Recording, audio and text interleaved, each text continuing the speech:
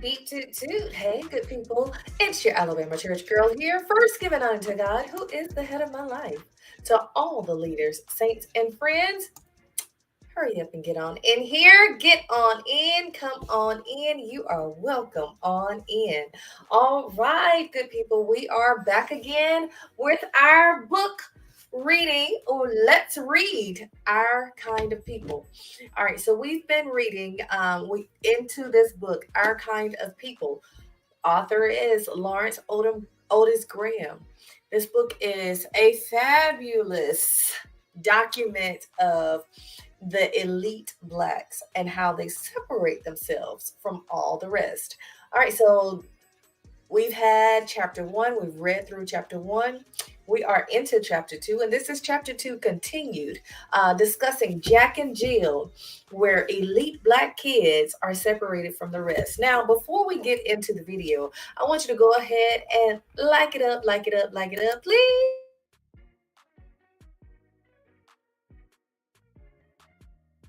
Like the video.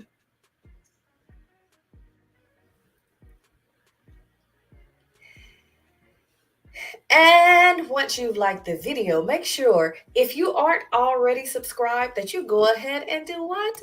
Subscribe.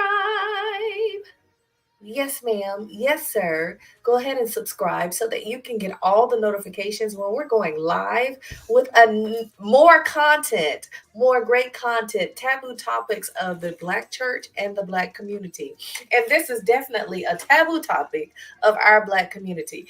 I don't know about you, but it is definitely a little strange. It's a little strange that to me that we would like to separate ourselves amongst ourselves. Okay. So, this is why it's taboo. This discussion of our kind of people is taboo to me. I want you to understand something. As the Alabama church girl, I am here to discuss the taboo topics of the church and the Black community, but I tell you that my intentions are not divisive whatsoever. My intentions is to challenge the mindset and the oppressed mentality of the Black church and the Black community. I am intending to challenge the misguided behaviors of the Black church and the Black community. So when I bring these discussions up, I want you to understand that I'm not being, maybe I am being a little bit of an instigator, but I don't have malice intent. I promise you I don't. I promise you I don't. The intention is always to see us do well and flourish together. And I do believe that we can do better together. So let's get into Our Kind of People. This is the second chapter that we're going to go ahead and finish up this second chapter because I want to move forward. This book is big, y'all. This is 400 pages. So I don't want to take too many of your weeks and too much of your time going through this book, and we don't have to. So let's go ahead and get into it. Okay. I have a lot of commentary, and I'm pretty sure you do too. So make sure that you are dropping your comments down in the discussion. Go ahead. If you're in the house, don't be shy. Okay. Okay, we will not bite you. We will not fight you down in the comments. Amen. Hallelujah. We won't do that.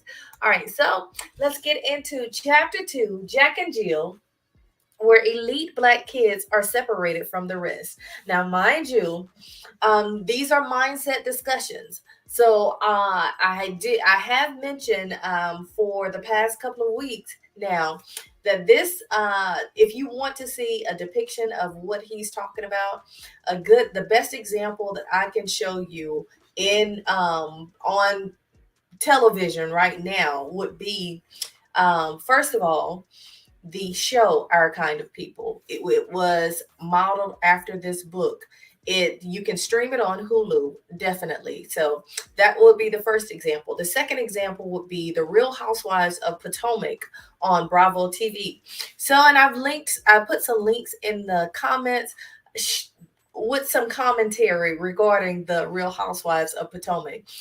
Allegedly, let me go ahead and put up my allegedly banner because I don't want anybody coming after me. This is hearsay.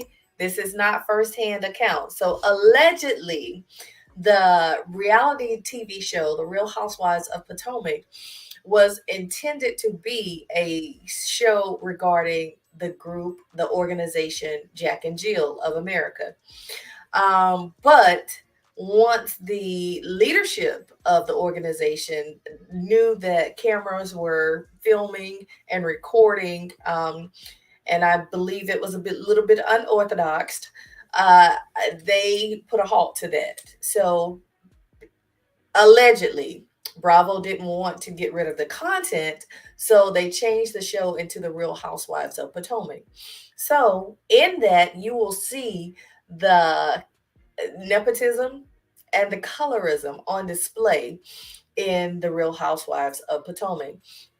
If you we all I think we all pretty are pretty familiar with the organization Jack and Jill, but it is a bit exclusive, so there's a lot of details that we may not be privy to.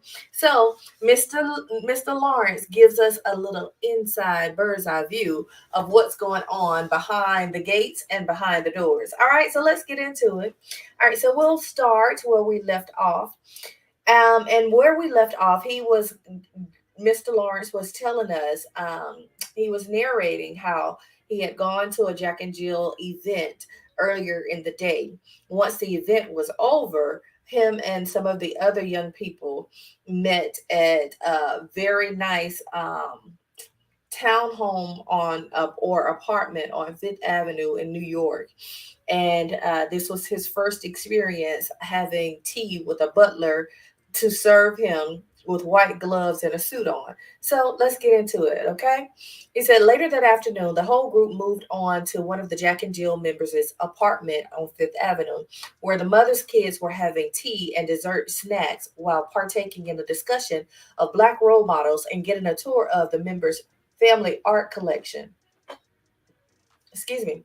A cynic would dismiss this as pretentious, nouveau rich display. But these parents and kids were sincere, and the purpose of the visit was genuine and necessary. Just as my mother and father had done in the 1960s and 1970s, these parents were cramming as many experiences and as much information as they could find into their young black children. Nobody questioned whether it was too early for these kids to digest it. The attitude was show it to them now so they'll be ready for it later. Everyone smiled and pretended that it was easy going, but just underneath the surface was ambition raging to break through. As I stood there with those kids and parents, it occurred to me that I was barely ready for what was on display in that apartment. This was the first time that I'd seen a Renoir or Bernard or Picasso in someone's living room. It was the first time I'd been served by a butler who poured tea with white gloves. The whole day was a consummate Jack and Jill experience. It was one of the reasons that Laura's parents had wanted her to be a part of Jack and Jill, and it was one of the reasons that my parents had made the same decision for me and my brother over 30 years ago. Founded on January 24th, 1938, Jack and Jill of America has long been one of the defining organizations for families of Black professional class. It has 218 chapters throughout the United States and Germany, and its membership includes more than 30,000 parents and children. A nonprofit service organization, it focuses on bringing together children aged 2 to 19 and introducing them to various educational, social, and cultural experiences. In addition to sponsoring public service projects in their communities, the various Jack and Jill chapters raise money for local nursing homes, shelters, hospitals, and educational institutions. One of the major reasons why parents want their kids to grow up in Jack and Jill is the social and educational benefits, said Shirley Barber James, the group's 15th national president. Even if you send your children to the best private schools and colleges, it doesn't mean that they will get to be black role models who inspire them to make them feel that they can succeed in the white world. That's what Jack and Jill can do, adds James, a Savannah parent whose son, Robert, grew up in Jack and Jill and later graduated from Savannah Country Day School, Howard University, and Harvard Law School. Now, I mentioned in our last meeting together that there's nothing wrong with this. There's nothing wrong with the idea of introducing your children to Black professionals that give your children hope and aspiration. And it's a demonstration that someone who looks like you can succeed in the general populace. But the problem that I see in that is that it's not introduced to all Black children. Not all Black children have that access. Representation matters. It matters for the elite as well as those who are not. So that's the only challenge that I have to this display. All right, so because Jack and Jill is a very selective and admits members by invitation only, it provides a great opportunity for professional parents to introduce their kids to children of similar families. Now, that's another issue. Oh, we live in a world in the United States where capitalism is has a very close cousin called nepotism. And once capitalism reaches a feverish peak in a family, then nepotism is comes in and has dinner, sits down and has dinner with capitalism, and they begin to discuss how we're going to make plans for generations to come. And capitalism and nepotism work well together to build a divide from mine versus yours. So, in saying that, we understand that these social constructs, capitalism and nepotism, have they are great at building, but they are also great at dividing. And we also know that a divided house cannot stand. So, in saying that, we are seeing the effects of these two cousins, capitalism and nepotism, in our economy today. And this is in the I'm speaking of the populace when I say this.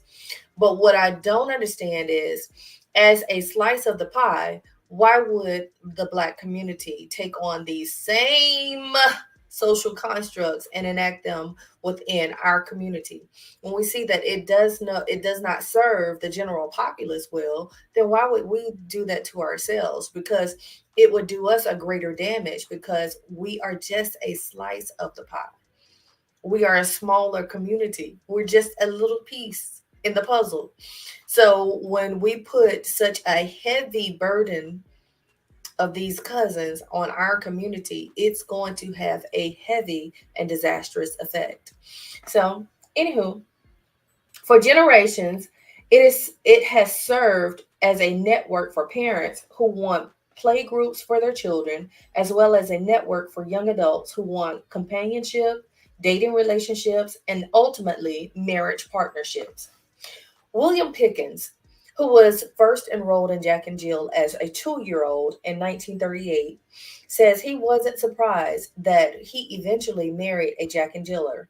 My parents wanted me and my brother in the organization so we'd be introduced to other Black kids who came from similar backgrounds, explains Pickens, while recalling the friendships he has maintained from the organization. Pickens, whose father, William, was a lawyer and whose mother, Emily, was a national president of the group in the early 1950s, came from the kind of family lineage for which Jack and Jill became famous. His father was Langston Hughes's roommate at Lincoln University, and his grandfather, a class of 1904 graduate of Yale, was the first Black dean of Morgan State University and a friend of W.E.B. Du Bois. His mother was the class of 1923 graduate of University of Washington and a descendant of one of the oldest Black families in Pennsylvania. We're talking about pedigree here. Now, president of Paul Robeson Foundation in New York, recalls that many of his friendships, as well as his marriage, grew out of ties of Jack and Jill. My wife, Audrey Brannon Pickens, had been team president of her chapter in Queens. I had been social chairman in my New York chapter. We had a lot in common. Like many kids in the group, we grew up spending our summers in Sag Harbor and going to some the same cotillions. And the Jack and Jill tradition continues. All three of our kids were members while growing up. And now we also have grandchildren in the group. Since Pickens' sister in law, Barbara Brannon Newton, is the group's national secretary, he still feels close ties to the organization. Few can deny early educational and cultural benefits that one gains from growing up in this organization. Most of the kids who grew up with me in the chapter of Jack and Jill lived at an almost completely white existence during the week. Lived an almost completely white existence during the week. Here we go. What are we trying to do and who are we trying to emulate? Unlike most of our parents who had grown up in a segregated towns and school systems with black neighbors and teachers, we lived in all white neighborhoods and attended classes that had never seen a black face beyond the custodian's closet. We played with white kids who claimed us as their favorite read only black friend. In fact, so non integrated was our Monday to Friday school day experience that we rarely heard racial issues discussed outside of the house. Now, here lies the misguided behavior.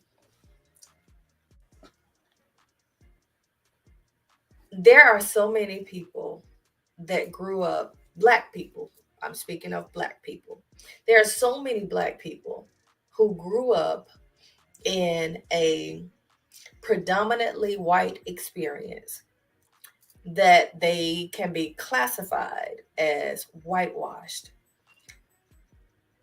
and some may even say brainwashed. It is stressful. I'm telling you this, and I'm speaking this from personal experience, okay? My own child had to call out the whitewashing of his own mother, okay? So it is stressful because there's no sense of belonging. As Mr. Graham states in that paragraph I just read, he lived an almost totally, completely white experience from Monday through Friday.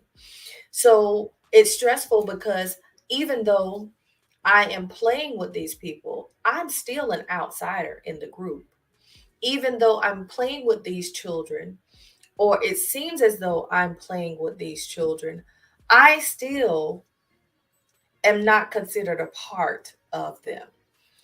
And uh, the where does my culture come from? What parts of my culture are introduced in these settings? That's a problem and it's stressful. And once you set your feet into reality, it is damaging. It's damaging to one's esteem and identity. So I'm gonna leave that there. You tell me how you feel. Do you think that it's a profitable situation to place your child in almost completely white existence for the majority of their week? Do you think it is beneficial to their maturation to place them in a majority white existence versus placing them in a majority black existence or experience? I it's a toss up. It's a toss up. I don't think that the long-term effects are worth the juice is not worth the squeeze, not in my opinion. So you tell me how you feel about that.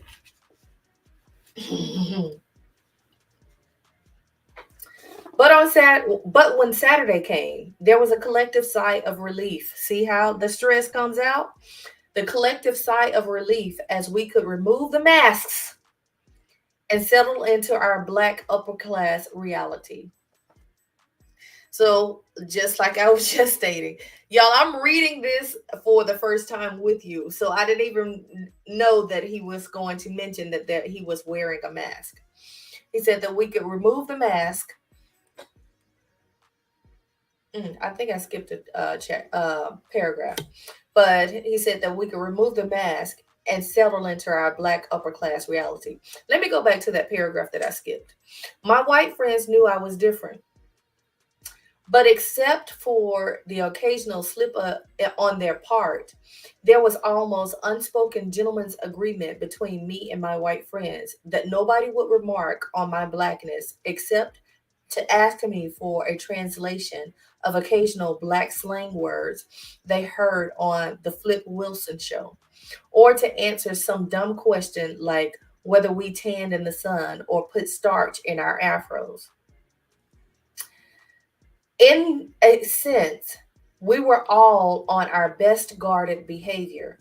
Remember how in the previous chapter, I think it was Miss Jenkins, Black Miss Jenkins spoke of the Zetas and the Sigma Gamma Rho's who weren't like her and her AKA girlfriends, how they were well behaved.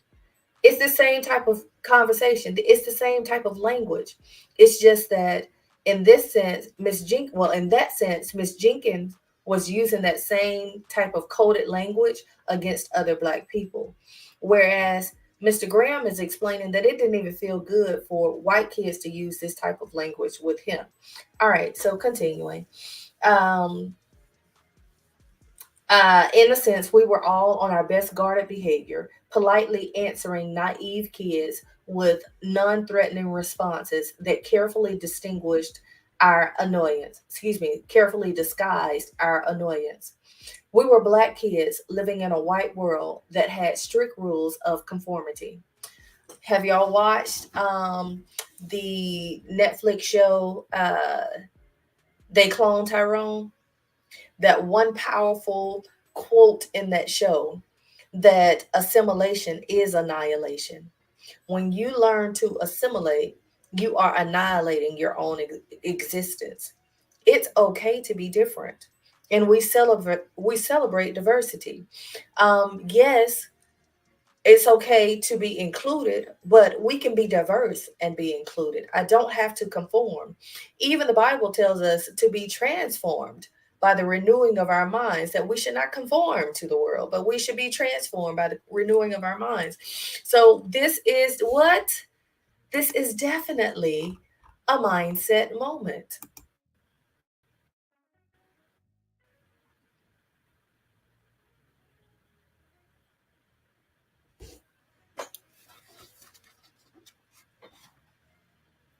And we continue. All right, so here we go. But when Saturday came, there was a collective sigh of relief as we could remove the masks and settle into our black upper class reality. We had our Jack and Jill gatherings, carpools of black mothers and fathers pulling up to museums or riding stables in Ford and Buick station wagons. Our groups of kids getting off a plane in order to visit our congressman in Washington. No matter how different all of our weekend activities were, we were around other black kids where we black children could be ourselves and tell each other exactly what we thought. We could talk about racist incidents just the way we talked about the baseball and the coin collecting. See, it's stressful. It's stressful when you cannot just speak of your existence in this world and how you show up in this world and how the world responds to you with the people around you. It's stressful because all of us should have an outlet and someone to talk to and have the peace that when I speak, it doesn't cause calamity around me. It doesn't cause chaos around me. When I speak, there's someone else around me who can identify with my speech and what I have experienced. All right, so continuing, we could talk about we could talk about how we were sick of all the what's happening ghetto dwellers on TV, while also talking about some new remote control airplane we were building at home. Shortly before she died, former national president Nellie Thornton told me Jack and Jill is especially children important for children who are growing up in suburban communities. We have a foot in two different worlds. Y'all hear that? Thornton, an elementary school teacher, elementary school principal who had been one of my mother's closest friends, was concerned about keeping herself, her husband, and her two daughters connected to the Black community and Black history. All right, Miss Thornton, come through. Keep connected. Stay connected. Living in a large white stucco mansion in Westchester country suburb, she wanted her daughters to know blacks like themselves. A graduate of Fisk, Thornton divided her time between being president of her Links chapter, membership with the AKAs, and bringing her kids to monthly Jack and Jill events. Black suburbanites have leaned on Jack and Jill for generations because the bucolic streets out excuse me, because the bucolic streets outside their home fail to reflect the racial diversity of the cities. Elsie Ashley remembers being inducted into the suburban Connecticut chapter at the same time as Rachel Robinson, the widow of baseball player Jackie Robinson. It was 1958, and there were just no other opportunities for my children to meet Black role models in suburban Stamford, Greenwich, or Norwich, says Ashley as she sits in her spacious kitchen. Even though she and her husband were also eventually would also eventually buy a summer home in Martha's Vineyard, like many other Jack and Jill parents, she and her kids got some occasional reality checks from her white suburban neighbors. Even though the world saw our community as a progressive part of New England, explains Ashley, a native of Connecticut's Fairfield County. My children and I remember the day the neighbors burned a cross on the Robinsons' lawn. Woo, that's heartbreaking. It is. It's heartbreaking. It's heartbreaking because when you establish yourself, oh, y'all, I'm saying this from a place, okay? So it's hitting home really, really, really close. When you establish yourself so far in someone else's community and you're not connected to your community, and you misguided behavior thinking that everybody in that community is just in love with you, and you forget your blinders are on to the history of how other communities has treated our community, you're setting yourself up for a moment like this. Jackie Robinson's wife discussing how they had just bought a home in this new neighborhood and a cross was burned in their front yard. Who does she run to? Who do you run to? Who do you tell?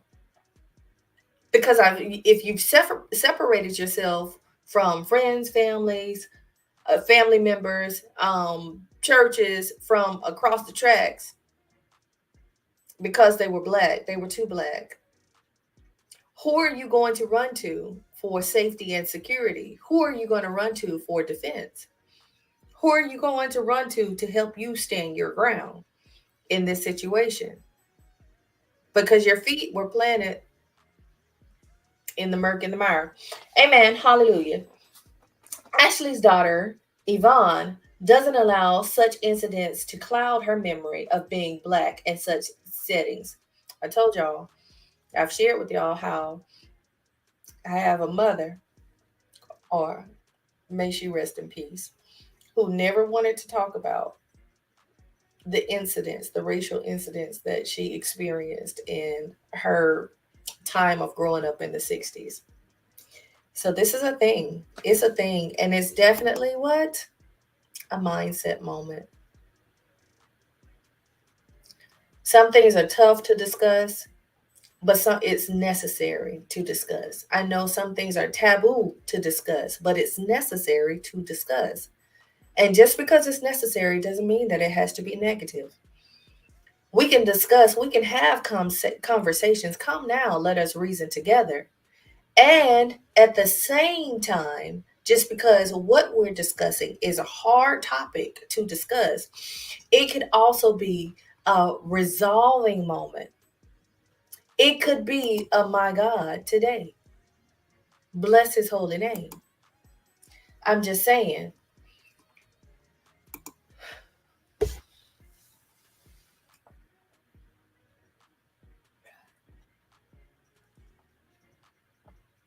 And back where I was.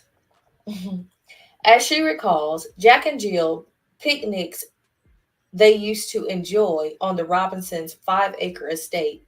She points out, four of my closest girlfriends are girls that I met through the organization. That makes it all worth it.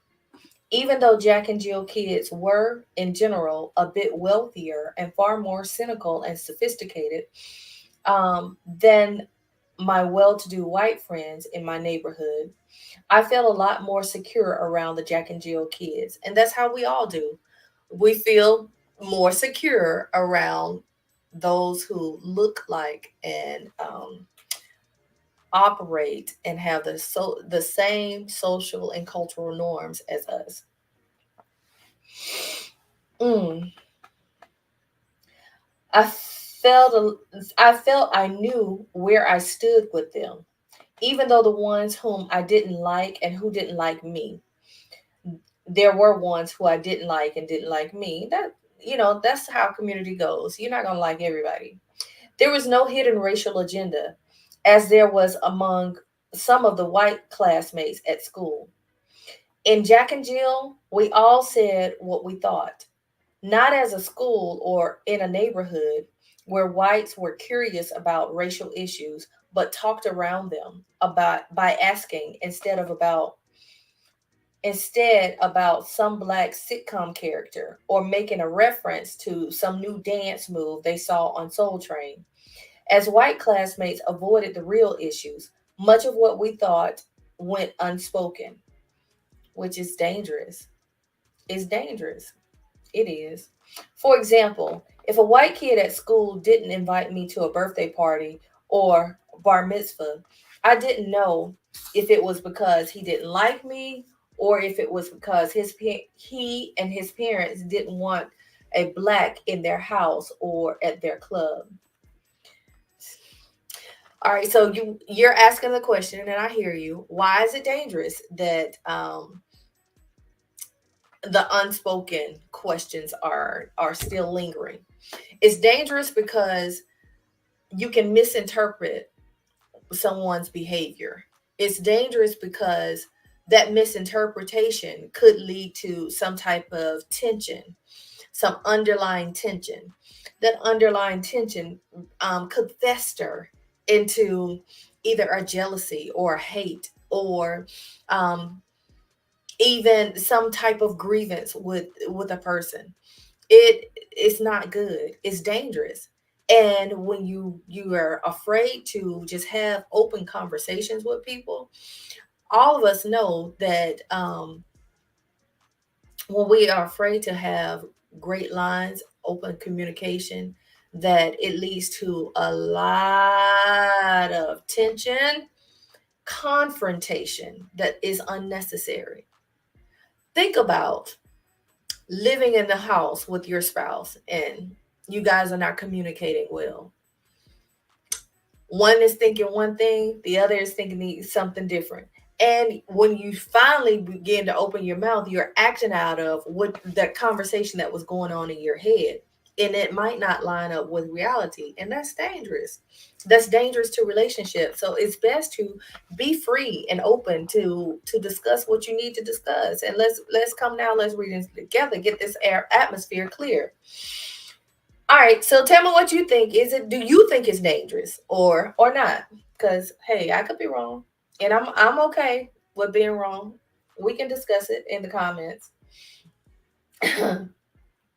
If someone didn't want to trade sandwiches in the lunchroom, I wasn't sure it was because he didn't like a tuna fish sandwich or because he thought black food would poison him. See, see how it's dangerous. You see how that misguided behavior is dangerous. If someone didn't want to bob for apples after me at school, at the school PTA bazaar, I wasn't sure if he was tired of the game or if it was a fear of mixing black and white germs.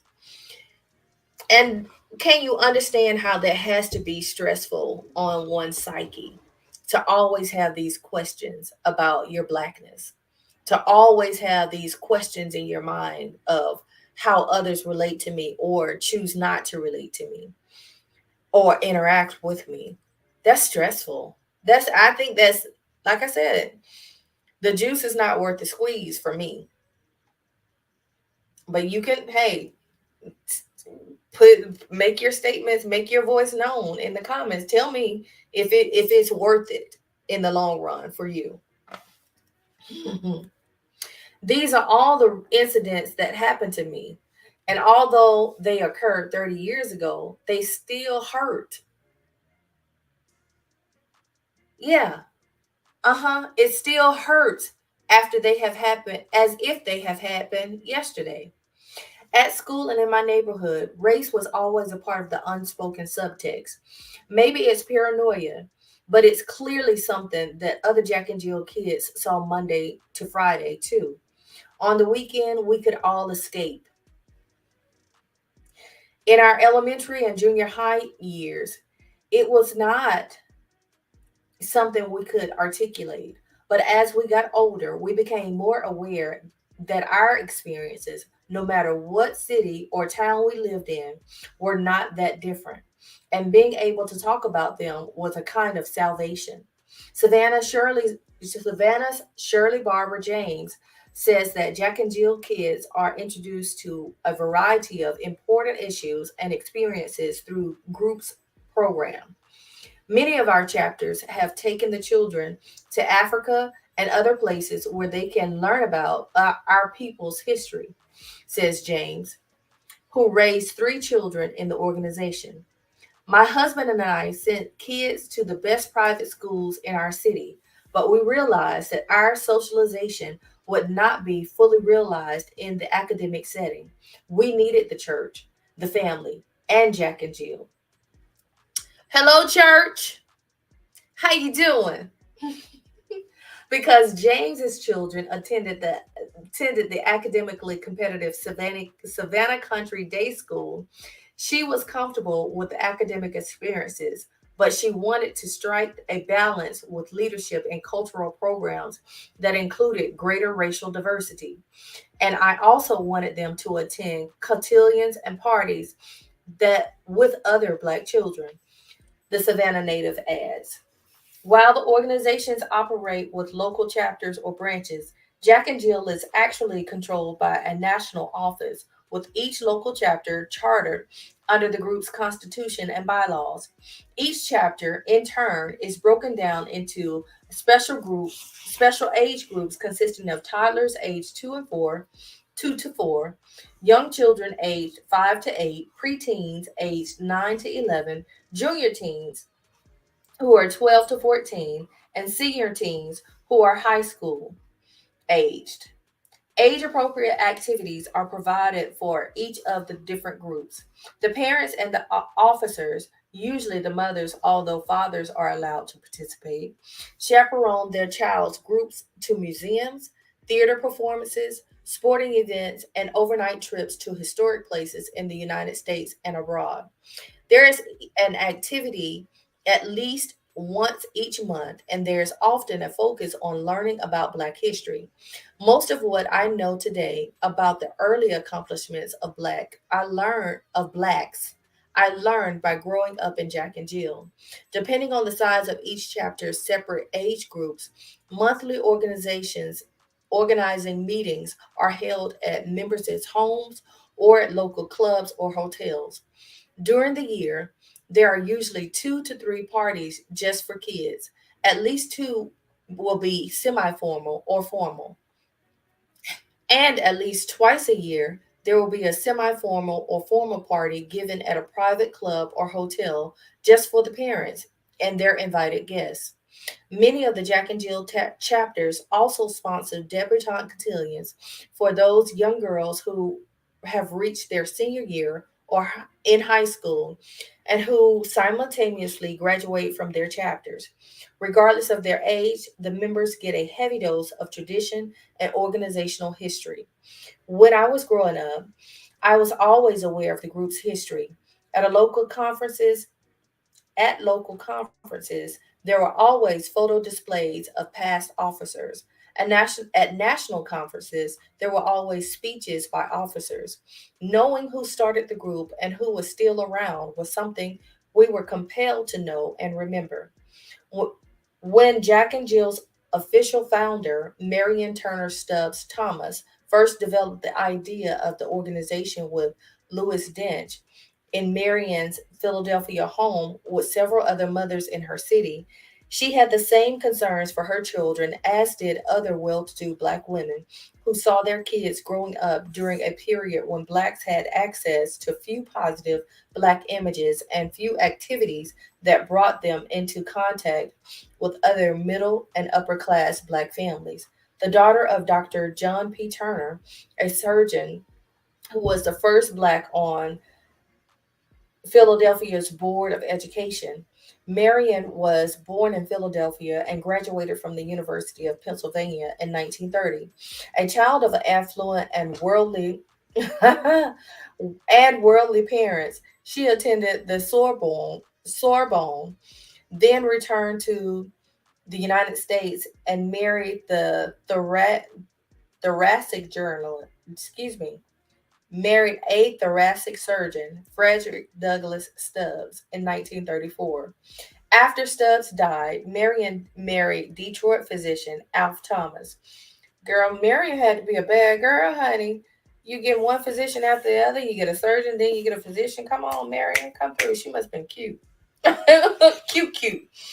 After Stubbs died, Marion married Detroit physician. Oh, wait. Okay, I read that part. I was about to say Marion. Now you with the ish. And the two became a celebrated couple in the city's Black elite. They raised three daughters in Jack and Jill, and the daughters went on to raise their own children in the organization as well. Like Thomas and other women in Jack and Jill's organizing chapter of 1938, came from well to do families.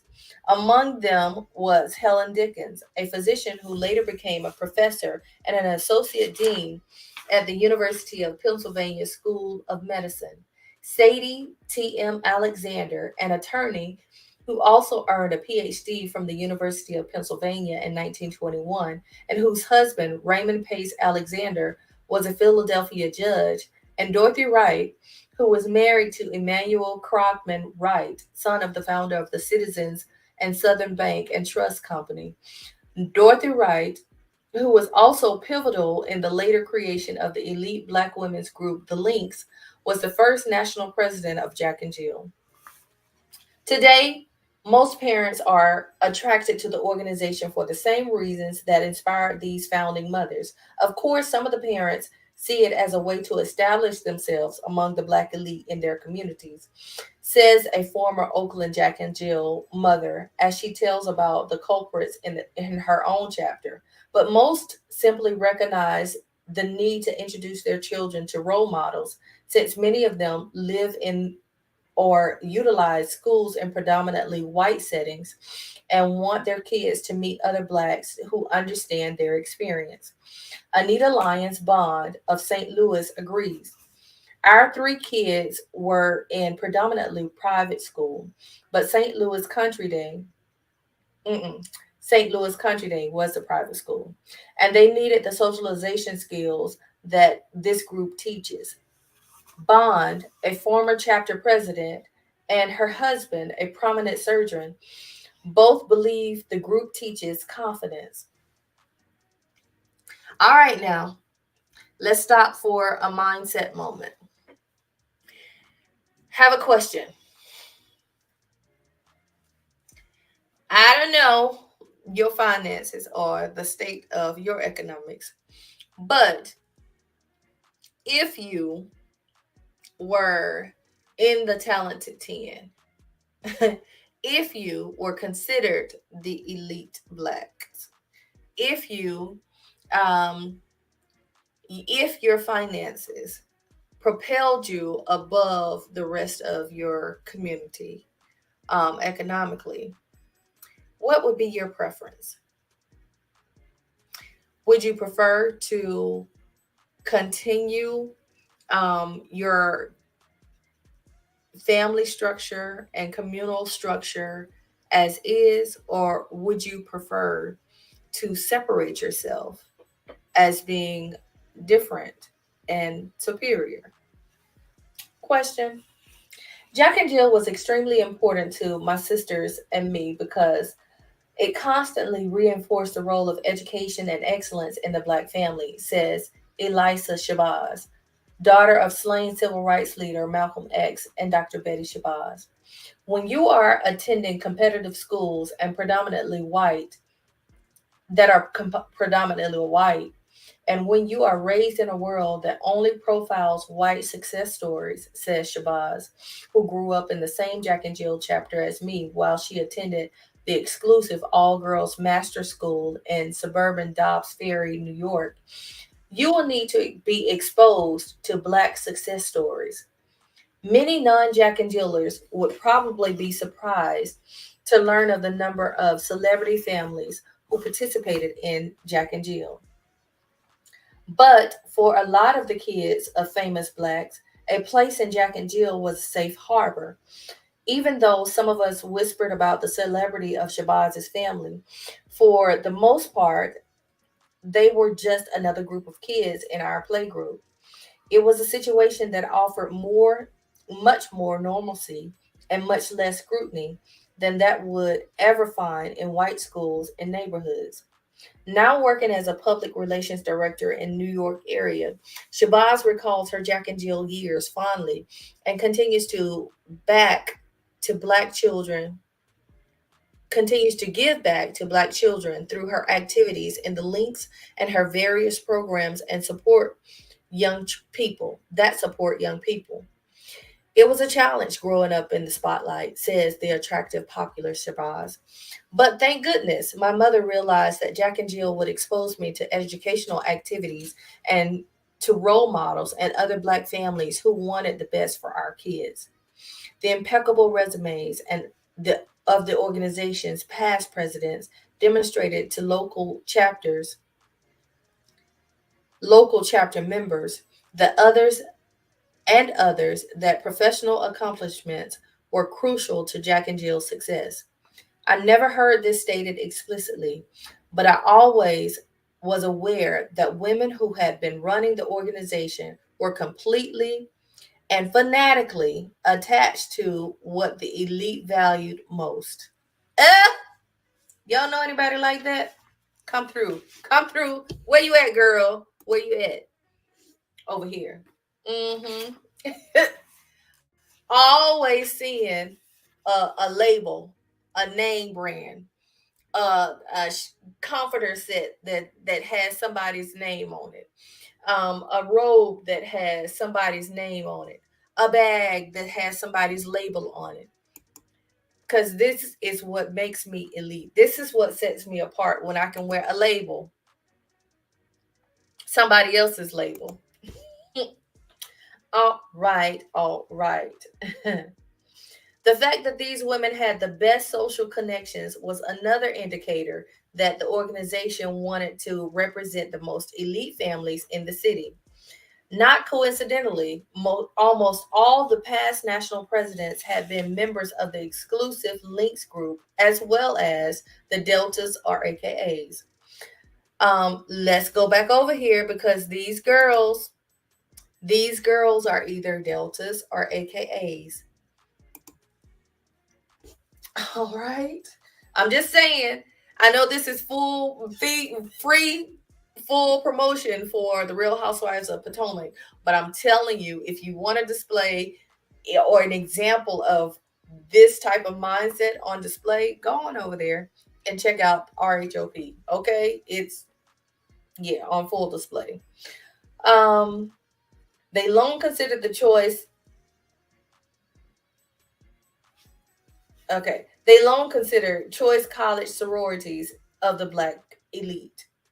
As Nellie Gordon Rulehack History's books on Jack and Jill, the first 50 years reveals, many of the women held doctorates in medicine or teaching, and most were members of prominent families. For example, Dorothy Bell Wright, the group's first president, was an accountant with the IRS whose great grandfather, Private John Henson Swells, joined the Union Army in 1864.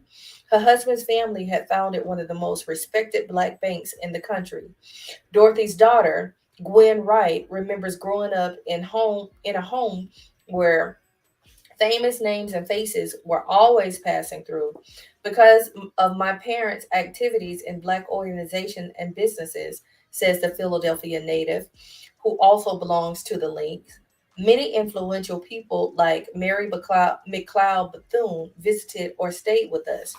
Jack and Jill attracted an incredible network of leaders and families.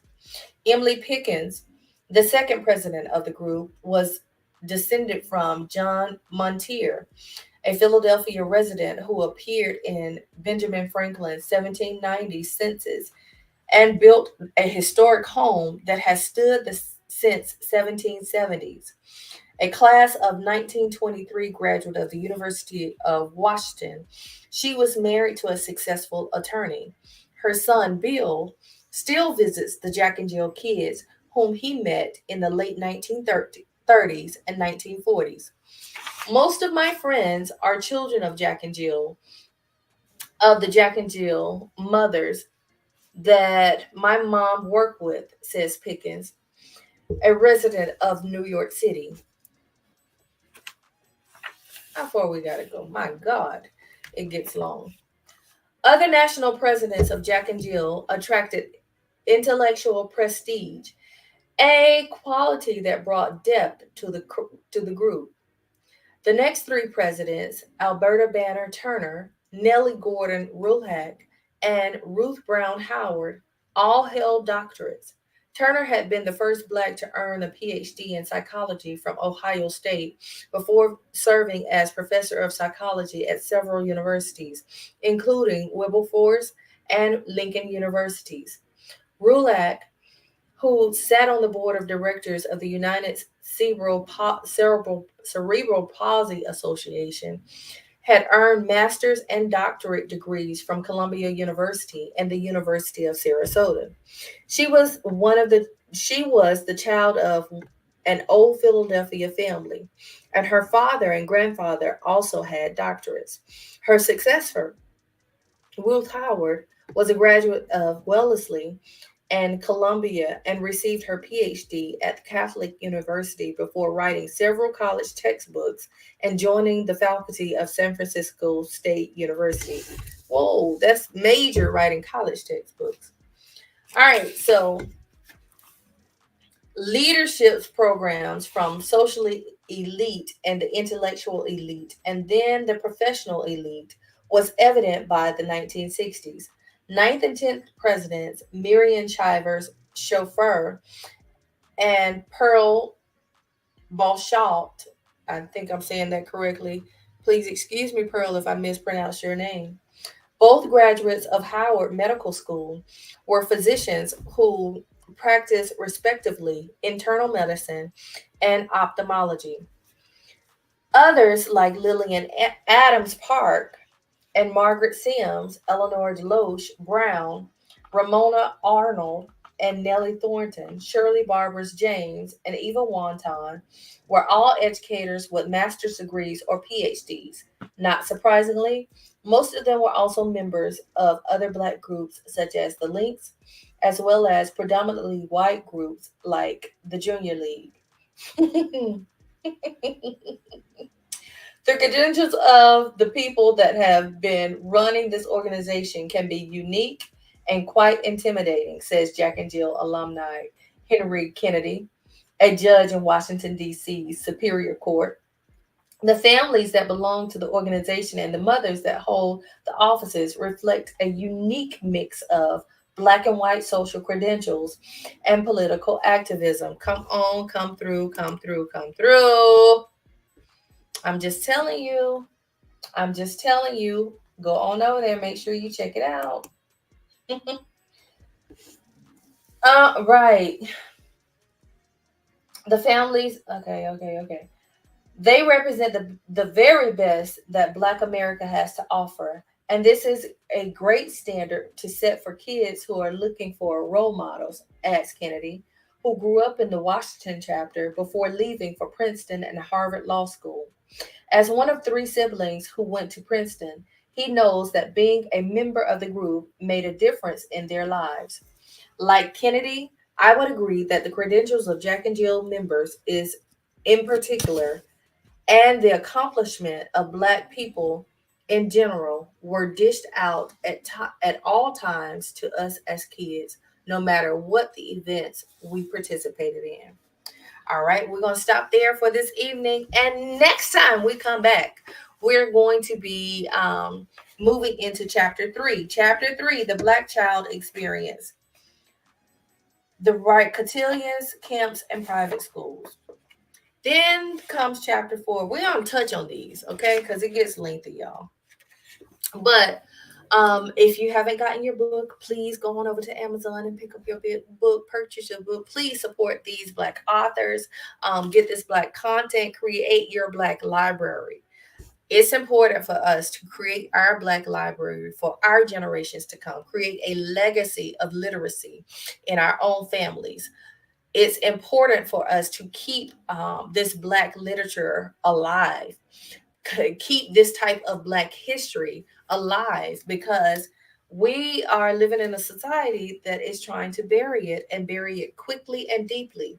That's not what we want, okay? We want our children's children to be able to look back and reflect on the history and the stories of the former years. We want to arm them with as much information as possible to be able to move throughout this world with ease and with success.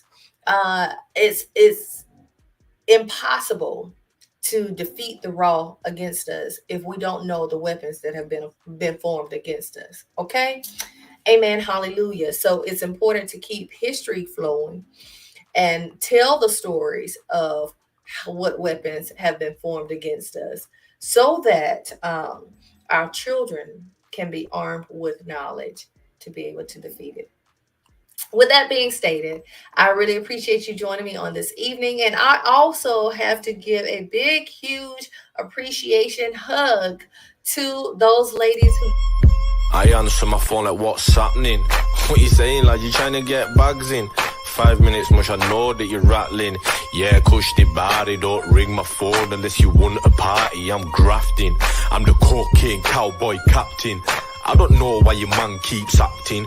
We all know he's a runner like Gatlin. He better run for his life when I'm on. Thank you for those ladies who joined me for our Taboo Topics tea in Montgomery. It was wonderful, wonderful, wonderful. Do you know that hot tea heals you? All right, hot tea heals me. And we had such a healing moment on Saturday for the Taboo Topics tea. Thank you to those ladies who joined. And if you did not have an opportunity to join us for this Taboo Topics tea, stay tuned to the Alabama Church Girl. Make sure you are subscribed, so that you can get the notifications when we're having our next Taboo Topics tea. It's definitely coming in the spring to a city near you. So keep your notifications on. And once again, if you haven't already, please go ahead and like the video. It will send us up in the algorithms so that we can get more company over here with the Alabama Church Girl. I'm enjoying reading this book with you. I hope you're enjoying it too.